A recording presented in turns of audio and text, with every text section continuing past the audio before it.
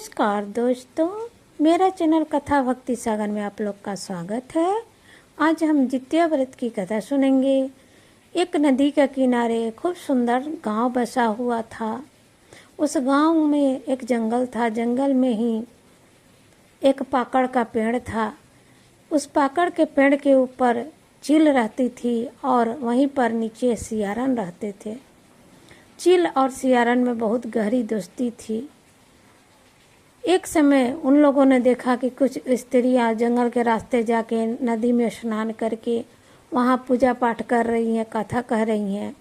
तब चील ने उन लोगों का व्रत का कथा सुन के आई और सियारन से बोली कि सियारन बहन, हम लोग भी अपने बच्चे की लंबी आयु के लिए यह व्रत करेंगे।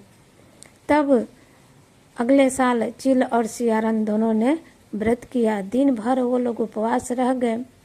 उसी दिन उसी गांव में एक सेठ जी की मृत्यु हो गई थी। कुछ लोग सेठ जी को जंगल में ले जाके जला रहे थे। तभी बारिश आ गई। बारिश से सेठ जी पूरा नहीं जले और लोग इधर उधर हट गए, घर आ गए। पूरा दिन बीत गया। इधर चील सियारी अपना व्रत की थी। चील तो अपना रह गई पेड़ के ऊपर बैठे ही अपना जितवाहन बाबा का नाम लेके। लेकिन सियारन को शाम होते ही भूख लगने लगी। उसने देखा था कि सेठ जी मरे हैं, उनका जंगल में लाश जला है। वो चुप करके जाके लाश को खा आई आधी रात को। इस तरह से उसने अपना व्रत तोड़ दिया। लेकिन जो चील थी, चील ने अपना संपूर्ण व्रत किया। सुबह उठ के दूध से अपना पारण किया। उसके बाद वो दोनों की मृत्यु हो गई तो दोनों एक ब्राह्मण के घर में दोनों बहनें के रूप में जन्म ली। जो चील थी वो बड़ी बहन बन के पंडित जी के घर में जन्म ली तो उसका नाम लीलावती रखा गया। और जो सियारन थी उसका वो छोटी बहन बन के पंडित जी के घर में ही जन्म ली तो उसका नाम भानुमती रखा गया। तो जो चील थी लीलावती, उसका नाम अग्रसेन नाम के एक युवक से शादी हुआ। और जो सियारन थी भानुमती बनी थी, उसका उसी राज्य के राजकुमार से धूमकेतु से शादी हुआ। इसे करके भानुमती उस राज्य की महारानी बन गई। और जो लीलावती थी उसको जितवाहन बाबा की कृपा से 7 पुत्र हुए। और इधर जो भानुमती थी, सियारन जो भानुमती बनी थी, उसके पुत्र हो के मर जाते। इस कारण भानुमती बहुत दुखी रहती है और अपनी बहन की संतान को देखकर हमेशा जलते रहती थी।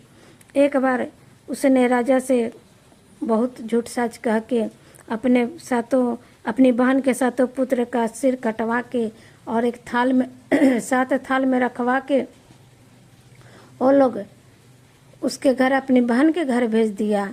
इधर जब देखे जितवाहन बाबा देखे कि मेरे ही दिए सारे संतान है और सिर कटा हुआ है, सब सोए हुए हैं, सिर कटा हुआ है, तो जितवाहन देवता आके मिट्टी लेके सबका सिर बना के उसमें अमृत जल छिड़ के और उसमें प्राण डाल दिए। सभी बालक जीवित हो गए और अपने घर माँ के पास आ गए।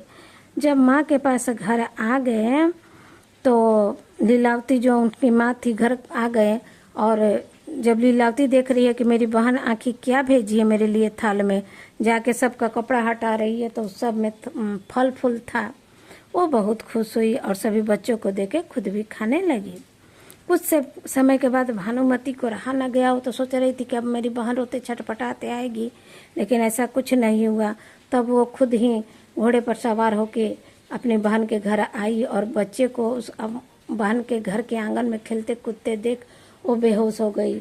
जब उसको होश आया तो उसने अपनी बहन से, छोटी बहन से माफ़ी मांगी और उसने कहा कि बहन, मैंने ऐसे ऐसे की थी, मैं तुम्हारे बच्चों को देख के जलती हूँ, सारा बात कहा और उससे माफ़ी मांगी।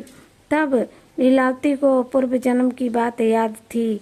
उसने कहा कि देखो बहन, तुमने पूर्व जन्म में तुम सियारी थी, मैं चील थी, तो हम दोनों ने व्रत किया था, तो मैंने अपने व्रत को संपूर्ण किया था। लेकिन तुमने अपने व्रत को आधी रात को जाके सेठ जी मरे थे उनको खा के पूरा नहीं किया था। इस कारण तुम्हारे बच्चे मृत पैदा होते हैं और मेरे बच्चे जितवाहन देवता के कारण जीवित रहते हैं। तो इस करके उसने भी कहा कि तुम भी अगले बार से श्रद्धापूर्वक व्रत करो, तुम्हारे भी बच्चे जीवित रहेंगे। फिर अगले साल दोनों बहनों ने मिलकर जितवाहन देवता का व्रत किया श्रद्धा भाव से, और फिर दूसरे दिन पारण किया। ऐसे करके फिर भानुमति के भी बच्चे जीवित रहने लगे। तो जैसे जितवाहन देवता ने लीलावती के 7 बच्चों को जिंदा किया, भानुमति के बच्चे को जीवित रखा, वैसे ही कहने वाले, सुनने वाले, अहंकारी भरने वाले सभी को जितवाहन बाबा सभी के बच्चे को लंबी आयु दे। जय हो जितवाहन बाबा की।